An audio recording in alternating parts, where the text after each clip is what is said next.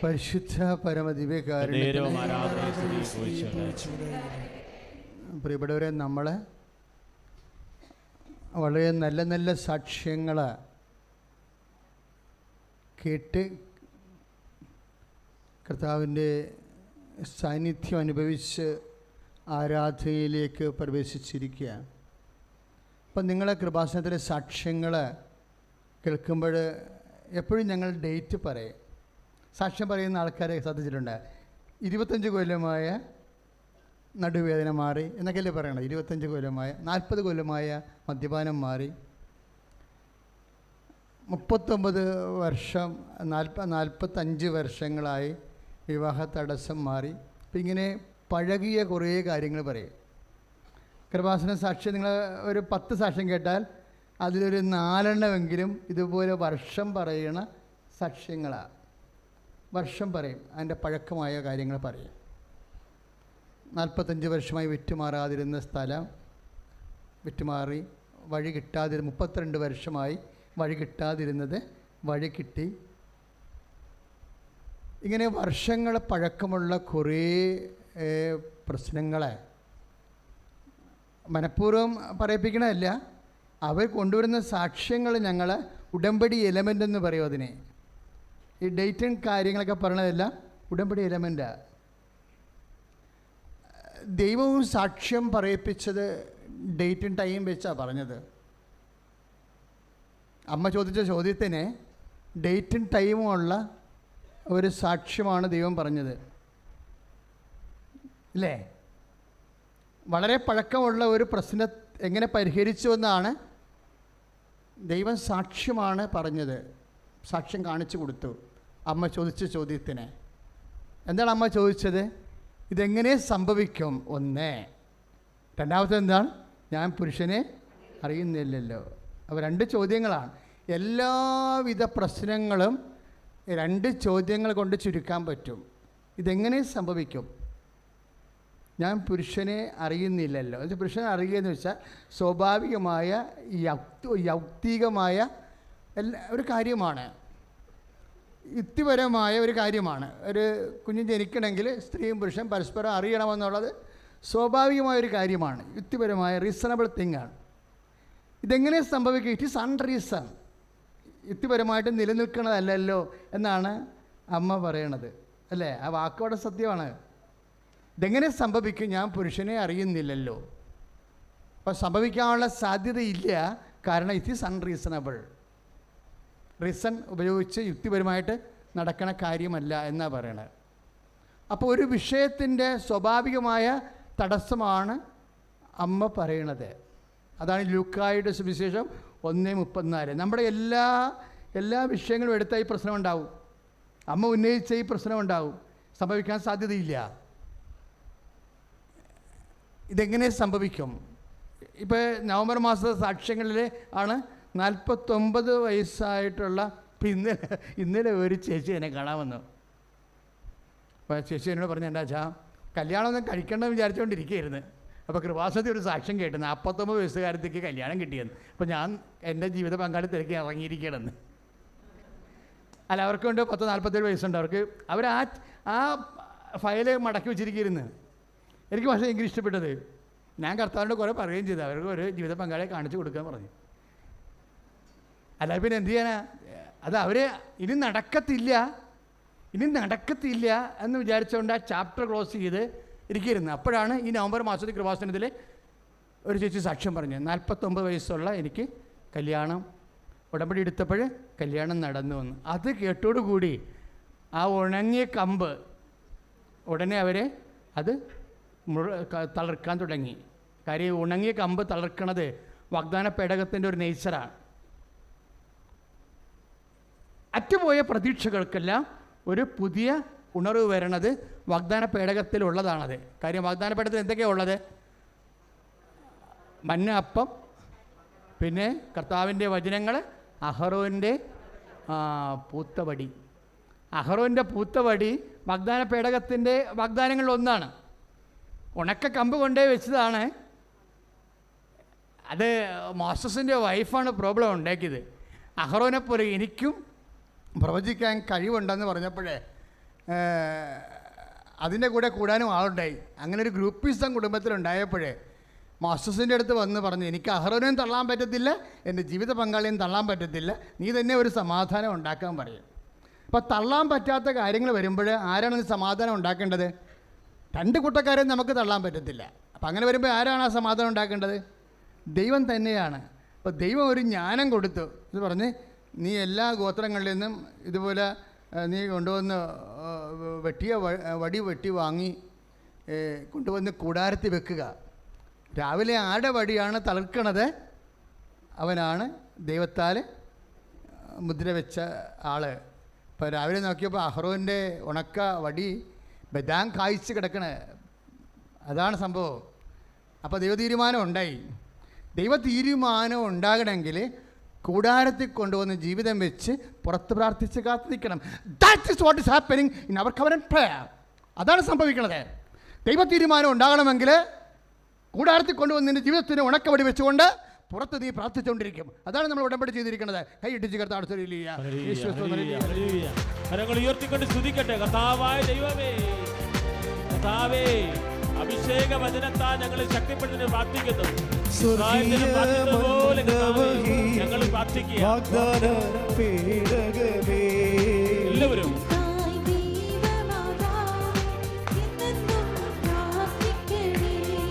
ഞങ്ങൾക്കായി ദൈവമാതാവേ എന്നെന്നും പ്രാർത്ഥിക്കണേ.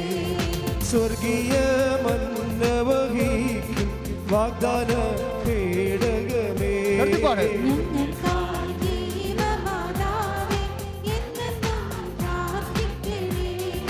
ദൈവദൂതന്മാർ വണങ്ങും ദൈവലോകരാജ്ഞിയേ,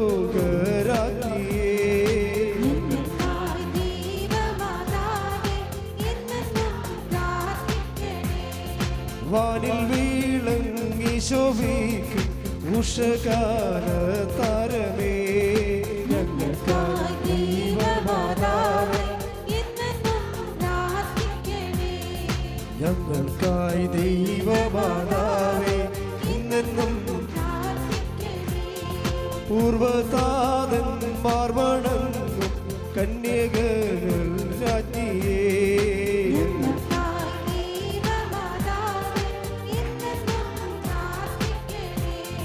ഞങ്ങൾക്കായി ദൈവമാതാവേ എന്നെന്നും പ്രാർത്ഥിക്കണേ. എൻ്റെ സഹോദരങ്ങൾക്ക് തോന്നിയിട്ടുണ്ടോ നമ്മൾ ഉടമ്പടി ചെയ്യുമ്പോൾ ദൈവത്തോട് കുറച്ചുകൂടി സ്വന്തം പോലെ ഒരു ആത്മബന്ധമാകുന്നുണ്ടെന്ന് തോന്നുന്നുണ്ടോ? നിങ്ങൾക്കങ്ങനെ തോന്നണം. എന്താ കാര്യം എന്നറിയാമോ? ദൈവം എല്ലാം വളരെ ശ്രദ്ധയുണ്ട് ദൈവത്തിന്. നിങ്ങൾ ഉടമ്പടി ചെയ്തതിനെക്കുറിച്ച് ദൈവത്തിന് വളരെ ശ്രദ്ധയുണ്ട്. നിങ്ങൾക്കും ആ ശ്രദ്ധയുണ്ടെങ്കിൽ ഈ ആത്മബന്ധം കൂടാൻ സാധ്യതയുണ്ട്. എല്ലാത്തിനും വൈറ്റ് ആൻഡ് ബ്ലാക്കിൽ ദൈവം മറുപടി പറയും. കഴിഞ്ഞ ദിവസം ഒരു സംഭവമുണ്ടേ, അതായത് അമ്മമാതാവ് പ്രത്യക്ഷപ്പെട്ട എന്ന ഡിസംബർ 7 2:30. അപ്പോൾ എനിക്കല്ലേ അമ്മ പ്രത്യക്ഷപ്പെട്ടത്. അപ്പോൾ ഞാൻ തന്നെ വന്ന് തിരുനാൾ ഇവിടെ നടത്തുന്നത് ശരിയാണോ? സഭാപരമായിട്ട് തെറ്റുണ്ട് അതിൻ്റെ അകത്ത്, ശരിയല്ല. അതുകൊണ്ട് ഞാൻ ഡിസംബർ 7 കൃപാസനത്തിൽ കയറിയില്ല. പക്ഷേ ഇവിടെ കൃപാസനത്തിൻ്റെ സ്റ്റാഫിനെ അത് അനുസ്മരിക്കാനുള്ള ഒരു ഔചിത്യമുണ്ട്. അവരതനുസരിച്ച് കൊണ്ട് ഒരു കുർബാനയൊക്കെ വെച്ച് അമ്മയ്ക്ക് നന്ദി പറഞ്ഞു. കാര്യം ഈ ഉടമ്പടി വഴി ഇങ്ങനെ രാത്രിയും പകലും ജനങ്ങളെ ദൈവം അനുഗ്രഹിച്ചുകൊണ്ടിരിക്കുകയാണല്ലോ. അപ്പോൾ എൻ്റെ മനസ്സിൽ തോന്നി, ഞാനും 2:30 ഇവിടുന്ന് പോയി തേക്കാട്ടുശ്ശേരിയിൽ നിന്നും പോയി വേറൊരു പള്ളിയിൽ പോയി സ്വസ്ഥമായിരുന്ന് പ്രാർത്ഥിക്കുകയായിരുന്നു. അപ്പോൾ എന്നാൽ അന്ന് വെളുപ്പിനെ എഴുന്നേറ്റപ്പോൾ 2 ജവമാല ചൊല്ലിയിട്ട് ഞാൻ അമ്മയെ ഇങ്ങനെയുള്ള അനുസ്മരണത്തെക്കുറിച്ച് അമ്മയുടെ ഒരു അഭിപ്രായം എന്താണ് എന്ന് നമ്മൾ ദൈവത്തോട് ചോദിക്കണം. അങ്ങനെ ജവമാല ചൊല്ലി ഞാൻ വചനം ഓപ്പൺ ചെയ്തപ്പോഴേ എനിക്ക് കിട്ടിയ വചനം ഏതാണെന്നറിയോ? 16 നിയമാവർത്തനം 16:13. എന്നാ, ധാന്യവും വീഞ്ഞും ശേഖരിച്ച് കഴിയുമ്പോൾ 7 ദിവസത്തേക്ക് കൂടാര തിരുനാൾ ആചരിക്കണം. Praise the Lord, hallelujah. ഇതാണ് ഞാനും ആശ്വസം സ്റ്റക്കായിപ്പോയി. കാര്യം 7-ാം തീയതിയാണ് അമ്മ പ്രത്യക്ഷപ്പെട്ടത്. ആ 7 വെച്ച് ഞാൻ ചോദിച്ച കാര്യം എന്താ? തിരുനാൾ ആചരിക്കുന്നതിനെക്കുറിച്ച് അമ്മയുടെ അഭിപ്രായമാണ് ചോദിക്കുന്നത്. അതിന് പിതാവായ ദൈവമാണ് പരിശുദ്ധാത്മ വഴി മറുപടി പറയേണ്ടത്. ആ മറുപടി എന്താ? ധാന്യവും വീഞ്ഞും ശേഖരിച്ച് കഴിയുമ്പോൾ 7 ദിവസത്തേക്ക് കൂടാരത്തിരുന്നാൾ ആചരിക്കണം. Praise the Lord. അപ്പോൾ കൃപാസനം എന്താ? കൂടാരമാണ് ശരിക്കും. നമ്മൾ ഈ വിളക്കൊക്കെ വെച്ചിരിക്കുന്നത് കൂടാരത്തിൻ്റെ വലതുവശത്താണ് വിളക്ക് വെക്കേണ്ടതെന്ന് ബൈബിളിലുണ്ട്. അതാണ് വലതുവശത്ത് വിളക്ക് വെച്ചിരിക്കുന്നത്, ഉടമ്പടി വിളക്ക്. ഇപ്പോൾ വരുന്നൊരു വിഷയം എന്ന് പറയണത്, കൂടാരത്തിലാണ് നമ്മുടെ ഉണക്ക വടികൾ, നമ്മൾ ഉടമ്പടി ചെയ്യുന്നതിലൂടെ ജീവിതത്തിൻ്റെ ഉണക്ക വടികളെല്ലാം കൊണ്ടുവന്ന് വെക്കണ എവിടെയാണ്? ഈ ഉടമ്പടി ചെയ്തുകൊണ്ട് കൂടാരത്തിൽ ദൈവത്തിന് സമർപ്പിക്കുകയാണ്. എന്നിട്ട് നമ്മൾ പുറത്ത് ഉപവാസം, അതുപോലെ തന്നെ ദാനധർമ്മം, പ്രേക്ഷിത പ്രവർത്തനമായിട്ട് നമ്മൾ ദൈവികമായ കാര്യങ്ങളിൽ നമ്മളതിനകത്ത് നിമഗ്നരാകും. അത് കഴിയുമ്പോൾ നമ്മുടെ വരേണ്ട വടികളെല്ലാം ദൈവം, ജീവിതമാകുന്ന വടികളെല്ലാം ദൈവം പരിശുദ്ധമ്മയുടെ മാധ്യസ്ഥം വഴി ബദാം കായ്ക്കണ പോലെ കായ്ക്കും. അതാണ് സാക്ഷ്യങ്ങളെന്ന് പറയണത്. ശ്രുതികട ഹല്ലേലൂയ. ഉയർത്തിക്കൊണ്ട് സ്തുതിക്കട്ടെ. കർത്താവായ ദൈവമേ, ഇസ്രായേൽ ജനം കൂടാരത്തിന് ചുറ്റും പ്രാർത്ഥിച്ചു തരുന്ന പോലെ ഞങ്ങളും ഞങ്ങളുടെ ജീവിത നിയോഗങ്ങൾ മുഴുവനും വാഗ്ദാന വേടക പരിശുദ്ധമ്മയ്ക്ക് കൂടാരത്തിനുള്ളിൽ സമർപ്പിച്ചിരിക്കുക. ഞങ്ങൾ എഴുതി സമർപ്പ എല്ലാ നിയോഗങ്ങളുടെ മേലും അത്ഭുതകരമായ ഇടപെടൽ ഉണ്ടാകണമെന്ന് പ്രാർത്ഥിക്കുന്നു. Hallelujah, hallelujah, hallelujah, hallelujah. യേശുവേ, യേശുവേ, കരങ്ങൾ വീശാം. കർത്താവേ, ജനത്തെ സ്പർശിക്കണമേ. ഈശോയേ, ഞങ്ങളെ ആശീർവദിക്കണമേ. ഈശോയേ, ഞങ്ങളുടെ നിയോഗങ്ങൾ ഏറ്റെടുക്കണമേ. പരിശുദ്ധ പരമദിവ്യകാരുണ്യത്തിന് ആരാധനയും സ്തുതിയും പുകഴ്ചയും ഉണ്ടായിരിക്കട്ടെ. അപ്പോൾ എങ്ങനെ സംഭവിക്കും? ഞാൻ പുരുഷനെ അറിയുന്നില്ലല്ലോ. അതാണ് ലൂക്ക 1:34. ഇതുപോലെ നിൻ്റെ ജീവിതത്തിൻ്റെ ഓരോ വിഷയവും, പൈലറ്റേഴ്സ് പാസ്സാനായാലും ശരി, സ്ഥലം വിറ്റ് മാറാത്തതായാലും മക്കളില്ലാത്തതായാലും. നവംബർ മാസം ഭയങ്കര ബ്ലെസ്ഡ് ആയിരുന്നു. എന്താണെന്നറിയാവോ? ഞാൻ 3 കുഞ്ഞുങ്ങളെ ഒരുമിച്ച് കണ്ട് എടുത്ത് തുടങ്ങിക്കാൻ വന്ന, അല്ല, ഈ ചോറ് കൂട്ടാൻ വന്നപ്പോൾ, അപ്പോൾ 3 കുഞ്ഞുങ്ങളെയും ചോറിട്ടുന്ന സമയത്ത് അപ്പനും അമ്മയും പറഞ്ഞു, വെച്ചാൽ 10-15 വർഷമായിട്ട് കുഞ്ഞുങ്ങളില്ലായിരുന്നു. ഉടമ്പടി ചെയ്തപ്പോൾ അമ്മ ഒരുമിച്ച് 3 കുഞ്ഞുങ്ങളെ തന്നു. Praise the Lord. ഞാനിങ്ങനെ കണ്ണും തുറച്ച് നോക്കിക്കൊണ്ട് നിന്ന്, എന്തൊരു അത്ഭുതമായി കാണുന്നതെന്ന്. അത്രയും വലിയ കാര്യങ്ങളാണ്. ഇതെല്ലാം സാക്ഷ്യങ്ങളാണ്. എന്ന് വെച്ചാൽ എന്താ പ്രശ്നം തരുമോ? നിങ്ങളിപ്പോൾ മക്കളില്ലാത്തൊരു അച്ഛനെ കേൾക്കുന്നുണ്ട് അല്ലേ? ബദാം കായ്ക്കണ പോലെ നിങ്ങൾ കായ്ക്കും. എത്ര ഉണക്ക വടിയ കൗണ്ടില്ല, അതുപോലെ തന്നെ ബീജം ഉൽപ്പാദിപ്പിക്കപ്പെടുന്നില്ല, അതുപോലെ തന്നെ എന്തെങ്കിലുമൊക്കെ വൈദ്യശാസ്ത്രം പറയട്ടെ, അതല്ല നിങ്ങൾ വിശ്വസിക്കേണ്ടത്. നിങ്ങൾ എന്തിനാണ് വിശ്വസിക്കേണ്ടത്? ശാസ്ത്രത്തെ അല്ല വിശ്വസിക്കേണ്ടത്. ആരെ വിശ്വസിക്കേണ്ടത്? ദൈവത്തെ. ശാസ്ത്രത്തെ വിശ്വസിക്കേണ്ടെന്നല്ല എൻ്റെ അർത്ഥം. അതിനേക്കാൾ ഉപരി നമ്മൾ വിശ്വസിക്കുന്ന ആരെയാണ്? ദൈവത്തെ. കാര്യം എന്താണ്? ഈ കല്ലിൽ നിന്ന് അബ്രാഹത്തിന് സന്തതി ജനിപ്പിക്കുവാൻ ദൈവത്തിന് കഴിയുമെന്ന് പറഞ്ഞ വചനമുണ്ട്. 3:9 മത്തായി 3:9. ഈ കല്ലിൽ നിന്ന് ഒന്ന് പറഞ്ഞേ, ഈ കല്ലിൽ നിന്ന് അബ്രാഹത്തിന്റെ സന്തതികളെ ജനിപ്പിക്കാൻ ദൈവത്തിന് കഴിയും. ഹല്ലേലൂയ. കരങ്ങൾ ഉയർത്തി സ്തുതിക്കട്ടെ. കർത്താവേ, സന്താനരഹിതരെ സമർപ്പിച്ച് പ്രാർത്ഥിക്കുന്നു. പലവട്ടം അബോർഷനായി പോയിട്ടുള്ളവരെ സമർപ്പിച്ച് പ്രാർത്ഥിക്കുന്നു. ഗർഭാശയത്തിലെ രോഗദുരിതമുള്ളവരെ സമർപ്പിച്ച് പ്രാർത്ഥിക്കുന്നു. ഇപ്പോൾ ഗർഭാവസ്ഥയിലായിരിക്കുന്നവരെ സമർപ്പിച്ച് പ്രാർത്ഥിക്കുന്നു. അവരെ സ്പർശിക്കണമേ. ഹല്ലേലൂയ. കർത്താവ് ജീവിക്കുന്നു.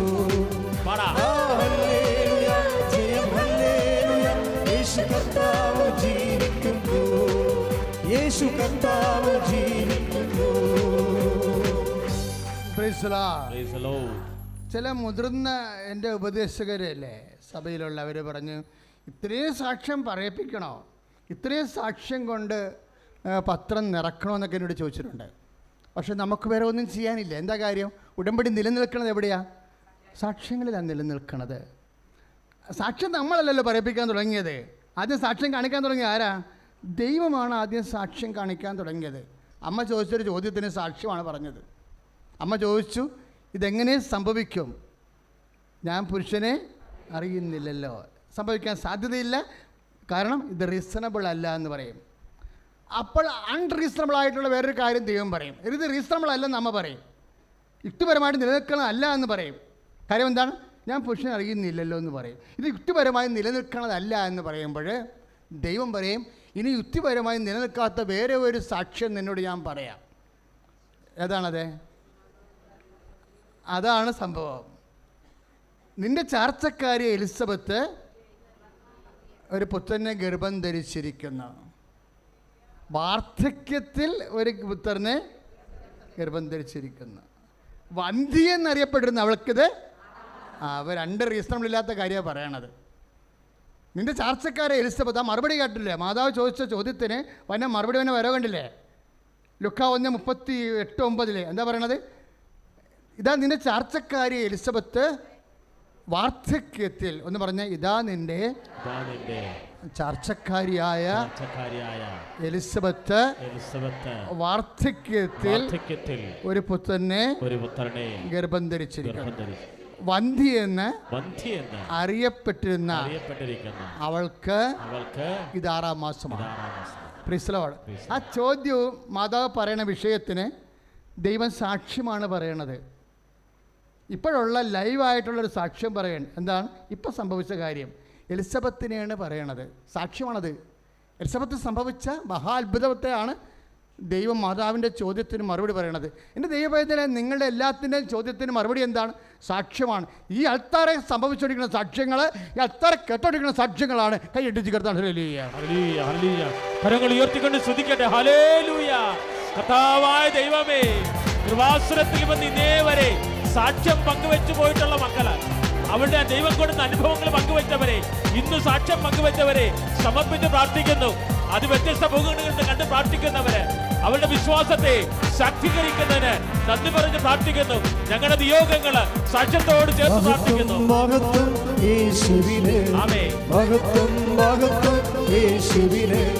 ഞങ്ങൾക്കല്ല കർത്താവേ, ഞങ്ങൾക്കല്ല കർത്താവേ, മഹത്വം മഹത്വം യേശുവിനെ. ഞങ്ങൾക്കല്ല കർത്താവേ, ഞങ്ങൾക്കല്ല കർത്താവേ, മഹത്വം മഹത്വം യേശുവിനെ. കളിമൺ പാത്രങ്ങൾ ഞങ്ങൾ, അയോഗ്യദാസരം ഞങ്ങൾ. കളിമൺ പാത്രങ്ങൾ ഞങ്ങൾ, അയോഗ്യദാസരം ഞങ്ങൾ.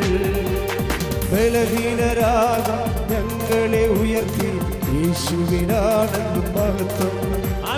ബലഹീനരാകാം ഞങ്ങളെ ഉയർത്തി യേശുവിനാണെന്നും മഹത്വം. മഹത്വം യേശുവിനെ, മഹത്വം മഹത്വം യേശുവിനെ. Hallelujah. Praise the Lord. Hallelujah. Hallelujah. Hallelujah. അപ്പോൾ ഉടമ്പടിയുടെ ഓരോ ദിവസം ചെല്ലുന്തോറും നിങ്ങൾ എന്നാ വർദ്ധിപ്പിക്കണം? നിങ്ങൾക്ക് വിശ്വാസം വർദ്ധിപ്പിക്കണം. പിന്നെ ഇത് വർദ്ധിപ്പിക്കണം, പ്രത്യാശ വർദ്ധിപ്പിക്കണം. പിന്നെന്ത് വർദ്ധിപ്പിക്കണം? ദൈവസ്നേഹം വർദ്ധിപ്പിക്കണം. ഓരോ ദിവസം ചെല്ലുന്തോറും നിങ്ങൾ ദൈവത്തോട് നേരിട്ട് പറയണം. ഇപ്പോൾ ഒരു പത്രം, പ്രേക്ഷിത പത്രം കൊടുക്കുമ്പോഴും നിങ്ങളുടെ ഉള്ളിൽ പ്രാർത്ഥിക്കേണ്ടത് എന്താണ്? കർത്താവേ, എൻ്റെ വിശ്വാസത്തെ വർദ്ധിപ്പിക്കണമേ. ഒരു രോഗിയെ പരിചരിക്കുമ്പോൾ നിങ്ങളുടെ ഹൃദയത്തിൽ പറയേണ്ടത് എന്താണ്? കർത്താവേ, എൻ്റെ ദൈവസ്നേഹത്തെ വർദ്ധിപ്പിക്കണമേ. കാര്യം നിങ്ങൾ രോഗിയെ പരിചരിക്കണില്ല എന്നല്ല അച്ഛൻ പറയുന്നത്, പക്ഷേ സ്നേഹത്തോടെ പരിചരിക്കുന്നുണ്ടോ എന്ന് സംശയമാണ്. പറഞ്ഞ മനസ്സിലായി. ഉടമ്പടി പ്രകാരം നമ്മൾ ചെയ്യേണ്ടത് എന്താണ്? ഞാൻ രോഗിയായിരുന്നു, നിങ്ങളെന്നെ ചിലപ്പോൾ നമുക്ക് നല്ല കാലത്ത് നമുക്ക് ഇപ്പോൾ പല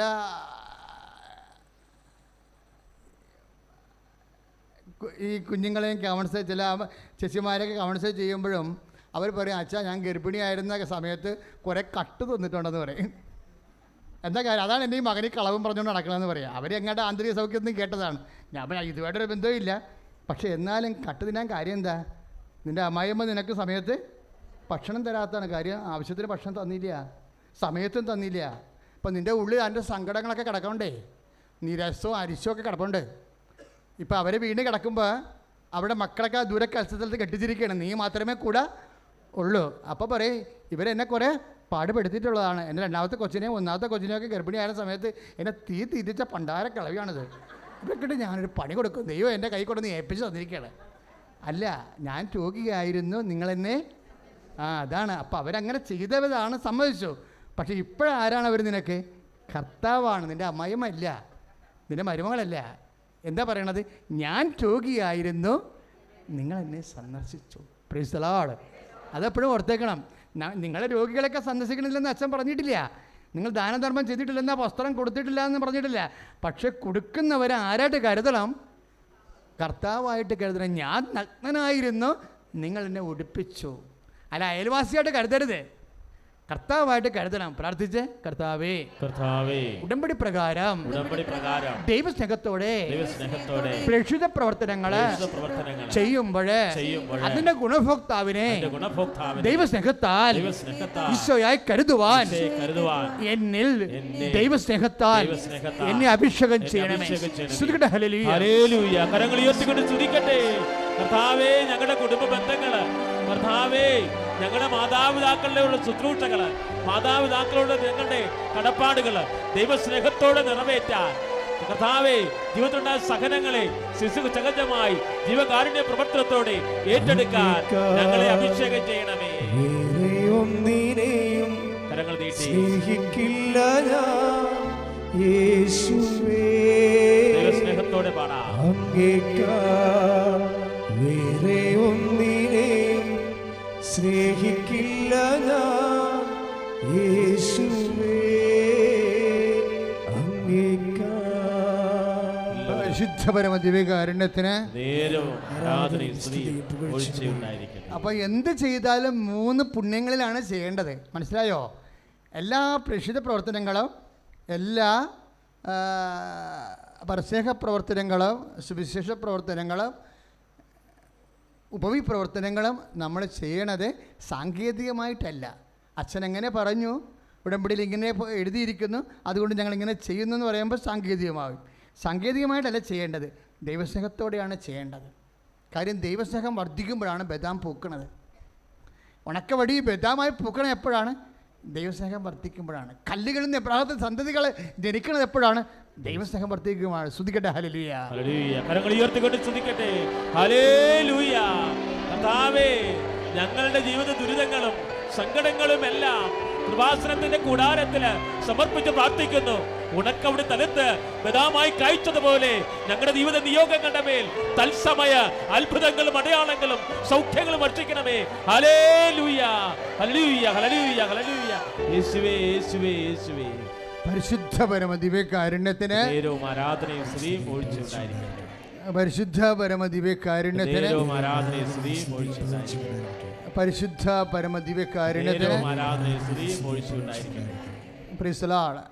അപ്പം മറിയത്തിൻ്റെ ഈ സാക്ഷ്യം കേട്ടപ്പോൾ, ഇപ്പം ലൂക്ക 1:36, ഇതാ നിന്റെ ചാർച്ചക്കാരിയ എലിസബത്ത് വാർദ്ധക്യത്തിൽ ഒരു പുത്രനെ ഗർഭം ധരിച്ചിരിക്കുന്ന വന്ധ്യ എന്നറിയപ്പെട്ടിരുന്ന അവൾക്കിത് 6-ാം മാസമാണ്. ഇത് ലൂക്ക 1:36. ഈ ലൂക്ക 1:36 വചനം കേൾക്കുമ്പോൾ what was the response of Mary? എന്തായിരുന്നു അമ്മയുടെ ഒരു പ്രതികരണം? അമ്മ എന്താ പറഞ്ഞത്? ഇനി ഒന്നും പറയണ്ട അപ്പ എന്ന് പറഞ്ഞ്. ഇനി ഒന്നും പറയണ്ട അപ്പ, ഇതാ കർത്താവിൻ്റെ ദാസി. Praise the Lord. സാക്ഷ്യം സംഭവിക്കണമെങ്കിൽ ആരാകണമെന്നാണ് പറയണത്? ദാസി. Praise the Lord. വചനം ഭയങ്കര രസമാണ്. ഓരോ ദിവസവും ഓരോ കായ്ക്കലും പൂക്കലും ഒക്കെ നടക്കണത്. എന്താ സംഭവിക്കണത്? സാക്ഷ്യം നിൻ്റെ ജീവിതത്തിൽ സംഭവിക്കണം. എന്ത് ചെയ്യണം? നീ ആദ്യം ഇതാ കർത്താവിൻ്റെ ദാസി എന്ന് പറയണം. അപ്പം നീ ദൈവത്തിൻ്റെ പ്രേക്ഷിത പ്രവർത്തനം ചെയ്യുമ്പോൾ ആരായിട്ടാണ് നീ ചെയ്യണത്? കർത്താവിൻ്റെ ദാസിയായിട്ട്. നീ രോഗികളെ സുഖപ്പെടുത്തുമ്പോൾ, പരിചരിക്കുമ്പോൾ, നഗ്നനെ ഉടുപ്പിക്കുമ്പോൾ നീ ആരായിട്ടാണത് ചെയ്യണത്?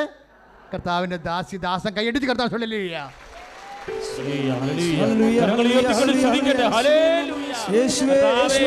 ഞങ്ങളുടെ കാരുണ്യ പ്രവർത്തികളെ, പുണ്യപ്രവർത്തികൾ ദൈവത്തിന് സാക്ഷിയായി ദൈവസ്നേഹത്തോടെ, വിശ്വാസത്തോടെ, പ്രത്യാശയോടെ ചെയ്യാൻ പരിശുദ്ധാത്മാവിനാൽ ഞങ്ങളെ ശക്തിപ്പെടുത്തണമേ. Hallelujah, hallelujah. പരിശുദ്ധ പരമ ദിവ്യകാരുണ്യത്തിന്. ഇപ്പം 2 കാര്യങ്ങളാണ് നമ്മുടെ ജീവിതത്തിൽ വചനം മാംസമാകാൻ വേണ്ടത്. ഒന്നെന്താണ്? കർത്താവിൻ്റെ ദാസനാകണം. രണ്ടാമത്തത് എന്താണ്? നിൻ്റെ വചനം പോലെ എന്നിൽ നിറവേറട്ടെ എന്ന് വചനത്തിൽ വിശ്വസിക്കണം. Praise the Lord. 2 കാര്യങ്ങളാണ് വേണ്ടത്. ഒന്ന്, വചനത്തിൽ വിശ്വസിക്കണം. രണ്ടാമത് എന്ത് ചെയ്യണം? കർത്താവിൻ്റെ ദാസനോ ദാസ്യമായി മാറണം. അതെങ്ങനെയാണ് വരണത്? അത് കർത്താവിൻ്റെ ദാസനും ദാസ്യമാകണത് എപ്പോഴും വരണത് സമർപ്പണത്തിലൂടെയാണ്. പറഞ്ഞ മനസ്സിലായോ? ഇപ്പോൾ നിനക്ക് ക്ഷമിക്കാൻ പറ്റാത്ത ഒരു വിഷയം, എന്നിട്ട് നീ ക്ഷമിക്കുമ്പോൾ നീ ആരായി മാറും? ദാസനുമായി മാറി. അപ്പോൾ എൻ്റെ മക്കൾ മനസ്സിലാക്കണം, എന്തെങ്കിലും ഇഷ്യൂ വന്നു പോയി നമുക്ക് സഹിക്കാൻ പറ്റാത്തതാണെങ്കിൽ ദൈവം ഉദ്ദേശിക്കുന്നത് നിന്നെ കർത്താവിൻ്റെ ദാസനുമാക്കിക്കൊണ്ട് വചനത്തെ മാംസമാക്കി നിൻ്റെ ജീവിതത്തിനെ അനുഗ്രഹിക്കാൻ പോകുന്നതിൻ്റെ അടയാളമാണ്. കൈയ്യടിച്ച് കരങ്ങൾ ഉയർത്തിക്കൊണ്ട് സ്തുതിക്കട്ടെ. ഹല്ലേലൂയ. കർത്താവേ, ഞങ്ങളുടെ ജീവിതത്തിൽ വരുന്ന ഓരോ ദുരിതങ്ങളും വേദനകളും വചനത്തിന് സാക്ഷിയായി, കർത്താവിന് സാക്ഷിയായി ജീവിക്കാൻ നിങ്ങൾക്ക് ദൈവത്തിന്റെ കൃപയാണ്. അഭിഷേകം ചെയ്ത് നന്ദി പറയുന്നു. ഹല്ലേലൂയ. കരങ്ങളടിച്ചോട് പാടാം. അവിടെ ഞാൻ ഏകനല്ല, ഇരുതിയിൽ വീണാലും അവിടെ ഞാൻ ഏകനല്ല, വീഴുന്നതും തീരല്ല, എന്റെ ശുഭിക്കരങ്ങളില ചേർന്ന് പാടാം. വീഴുന്നതും തീരല്ല, എന്റെ ശുഭിക്കരങ്ങളില അനുവദിച്ച പരിഹാരം എനിക്കായി കരുതിയിട്ടുണ്ട്. പരീക്ഷ എന്റെ ദൈവം അനുവദിച്ച പരിഹാരം എനിക്കായി കരുതിയിട്ടുണ്ട്. എന്തിനെന്നു ചോദിക്കില്ല ഞാൻ, എന്റെ നന്മയ്ക്കായെന്നറിയുന്നു ഞാൻ. വിശ്വാസത്തോടെ എന്തിനെന്നു ചോദിക്കില്ല ഞാൻ, എന്റെ നന്മയ്ക്കായെന്നറിയുന്നു ഞാൻ. പരിശുദ്ധ പരമദിവ്യകാരുണ്യത്തിന് അമ്മ അങ്ങനെ പറഞ്ഞതിൻ്റെ രത്നച്ചുരുക്കം എന്തായിരിക്കും? അമ്മ എന്നാ പറഞ്ഞത്? ഇതാ കർത്താവിൻ്റെ ദാസി. ലുക്കാ 1:38. അമ്മ എന്നാ പറഞ്ഞത്? ഇതാ കർത്താവിൻ്റെ ദാസി. പിന്നെ എന്നാ പറഞ്ഞത്? അങ്ങനെ വചനം പോലെ എന്നിൽ സംഭവിക്കട്ടെ. രണ്ട് കാര്യങ്ങളും സമർപ്പണമാണ് ഉദ്ദേശിക്കുന്നത്. പറഞ്ഞ മനസ്സിലായില്ലേ? സമർപ്പണമാണ്, ദൈവത്തിന് സമർപ്പിക്കുക. ഉടമ്പടിയിൽ നമ്മൾ 6 കാര്യങ്ങൾ ചെയ്തിട്ടില്ലേ? അതെന്താ ചെയ്തിരിക്കുന്നത്? പരിശുദ്ധ അമ്മ വഴി ദൈവത്തിന് സമർപ്പിച്ചിരിക്കുകയാണ്. സമർപ്പിക്കുമ്പോൾ നിനക്ക് എന്താണ് ഉണ്ടാകേണ്ടത്? എങ്ങനെയാണ് സമർപ്പിക്കണത്? ഇപ്പം ഈ സമർപ്പിക്കുന്നതിൻ്റെ ഏറ്റവും വലിയ ആളാരാ? ഈശോയാണ് ഏറ്റവും വലിയ മാതൃക. സമർപ്പണത്തിൻ്റെ ഏറ്റവും വലിയ മാതൃക. നമ്മളെ ഈശോൻ്റെ അടുത്ത് നിൽക്കുമ്പോൾ വിസ്മയത്തിൻ്റെ മുമ്പിൽ നിൽക്കണ പോലെ തോന്നും. ഓരോ ദിവസവും ഓരോ വിഷയമാണ്. കാര്യം ഈശോ എന്നാ പറഞ്ഞത്? അവസാനം പറഞ്ഞത് എല്ലാം പൂർത്തിയായി എന്ന് പറഞ്ഞല്ലേ? 19:30. യോഹന്നാൻ 19:30. എല്ലാം പൂർത്തിയായി. അതിൻ്റെ കൂടെയാണ് പറഞ്ഞത് ഐ കമൺ മൈ സ്പിരിറ്റ്, എൻ്റെ ആത്മാവിനെ ഞാൻ അങ്ങേക്ക് സമർപ്പിക്കുന്നു. സത്യം പറഞ്ഞാൽ എല്ലാം പൂർത്തിയായിരുന്നോ? ഒന്നും പൂർത്തിയായില്ല. കർത്താവ് എപ്പോഴും പൂർത്തിയായെന്നാണ് പറയണത്. അതെന്താ അങ്ങനെ പറയണത്? എപ്പോഴും കർത്താവ് ഒന്നും പൂർത്തിയാകാത്തപ്പോഴും കർത്താവ് പറയും എല്ലാം പൂർത്തിയായെന്ന് പറയും. കാര്യം യോഹന്നാൻ്റെ സുവിശേഷം 17:4 പിതാവേ, ഭൂമിയിൽ ഞാൻ അങ്ങയെ മഹത്വപ്പെടുത്തി. പറഞ്ഞേ, അങ്ങനെ ഏൽപ്പിച്ച ജോലി ഞാൻ പൂർത്തിയാക്കി. അല്ലേ? എന്നെ ഏൽപ്പിച്ച ജോലി അപ്പോസ്തലന്മാരെ ട്രെയിൻ ചെയ്യണതാണ് ജോലി. പ്രധാനപ്പെട്ട ജോലി അതായിരുന്നു. കാരണം സഭ നിലനിൽക്കുന്ന ആരല്ല? നമ്മുടെ വിശ്വാസ പ്രമാണത്തിൽ എന്തെന്നാ പറയണത്? അപ്പോസ്റ്റലിക് ഫെയ്ത്ത് എന്നാ പറയണത്. അല്ല, കർത്താവിൻ്റെ വിശ്വാസം എന്നല്ല പറയണത്. സഭ നിലനിൽക്കുന്ന ആരുടെ വിശ്വാസത്തിലാണ്? അപ്പോസ്തലന്മാരുടെ വിശ്വാസത്തിലാണ്. അവരെ വിശ്വാസത്തെ പരിശീലിപ്പിക്കുന്നതായിരുന്നു കർത്താവിൻ്റെ പ്രധാനപ്പെട്ട ജോലി. അത് കർത്താവിന് നോക്കി നിൽക്കുമ്പോൾ തന്നെ പത്രോസ് അതിൻ്റെ അകത്ത് പരാജയപ്പെട്ട ആളാണ്. പത്രോസിനെ വിശ്വാസത്തെ പരിശീലിപ്പിക്കുന്നത് പോലും പൂർത്തിയായിട്ടില്ലായിരുന്നു. ശരിയാണോ? പത്രോസിനെ പോലും വിശ്വാസത്തെ പരിശീലിപ്പിക്കുന്നത് പൂർത്തിയായിട്ടില്ലായിരുന്നു. പിന്നെ എന്താ കർത്താവ് അങ്ങനെ പറഞ്ഞത്? എല്ലാം പൂർത്തിയായെന്ന് പറഞ്ഞത്. കുരിശിലും പറഞ്ഞല്ലോ എല്ലാം പൂർത്തിയായെന്ന്. നമ്മൾ ഗെത്സമനിയിൽ 17:4 പറഞ്ഞ വചനങ്ങൾ കുരിശിൽ 19:30 പറഞ്ഞു. എന്താണ്? ഇറ്റ് ഈസ് അക്കംപ്ലിഷ്ഡ്, എല്ലാം പൂർത്തിയായെന്ന്. ഒന്നും പൂർത്തിയാകാത്തപ്പോൾ എല്ലാം പൂർത്തിയായെന്ന് പറയണമെങ്കിൽ എന്ത് വേണം? പൂർത്തിയാക്കുന്നതിനുള്ള വിശ്വാസം, പൂർത്തിയാക്കുന്നതിനുള്ള പ്രത്യാശ, പൂർത്തിയാക്കുന്നതിനുള്ള ദൈവസ്നേഹം, പിതാവിനുള്ള ദൈവസ്നേഹമാണ് ഈശോയ്ക്ക് അത് പ്രാർത്ഥിക്കാനും സമർപ്പിക്കാനും സാധിച്ചത്. കൈയിടിച്ച് കർത്താവിനെ കരങ്ങൾ ഉയർത്തിക്കൊണ്ട് സ്തുതിക്കട്ടെ. ഹല്ലേലൂയ. കരങ്ങൾ ഉയർത്തി സ്തുതിക്കട്ടെ, വിശ്വാസത്തോടെ പ്രാർത്ഥിക്കട്ടെ. കർത്താവേ, ദൈവസ്നേഹം, ദൈവവിശ്വാസം, ദൈവശരണം എന്ന പുണ്യങ്ങളാൽ ഞങ്ങളെ ശക്തിപ്പെടുത്തണമേ, ഞങ്ങളെ വിശ്വാസത്തില് വർദ്ധിപ്പിക്കണമേ. കർത്താവേ, ആത്മാവിൽ ഞങ്ങളെ ശക്തിപ്പെടുത്തണമേ, പ്രത്യാശയിൽ ജീവിക്കാൻ കൃപ വർഷിക്കണമേ. ഹല്ലേലൂയ.